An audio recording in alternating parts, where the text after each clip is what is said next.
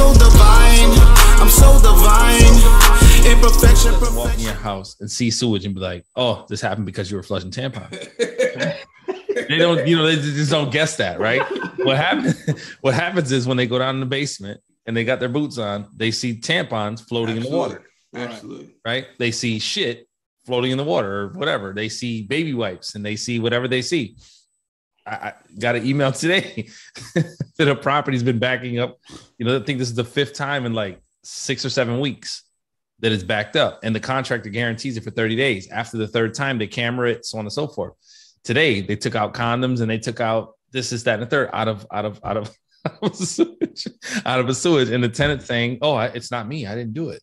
You know what I'm saying? Okay, no problem. So, from a contractor's perspective, when you walk in the basement and you see sewage all over the floor, sometimes it's just like right on the concrete's like surface with like a little bit of puddles here and there. Other times you could be, 8 inches of water in the basement. It could be 3 feet of water in the basement. Sometimes you got to pump the water out the basement before you can even go down to see what the source is and where the drain is to snake it out. There's variables to that. So in this particular situation, obviously you see tampons either floating on the floor or in the water or whatnot. So that's why tampons were probably mentioned, which, oh, by the way, yes, that is part of the reason. You are part of the cause, right? You can't flush a tampon down a toilet. That's not the right way to get rid of tampons. Tampons do not degrade. They are not biodegradable. They do not disintegrate in water. They are not flushable products. It even says it on the tab. That's not how you get rid of them. Okay. Cancel. Yeah, that and baby wipes. There's even baby wipes that say toilet usable, and they're not. They don't degrade. They're really not. They're really not. They clog shit up. So what tree roots do is they do grow in your pipes, right? And they create like a netting, like a webbing, right?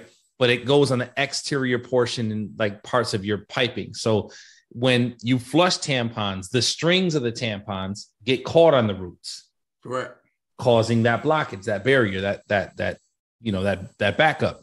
The same thing as baby wipes or anything else that you flush down your toilet that's not degradable or disintegrates in water or whatnot.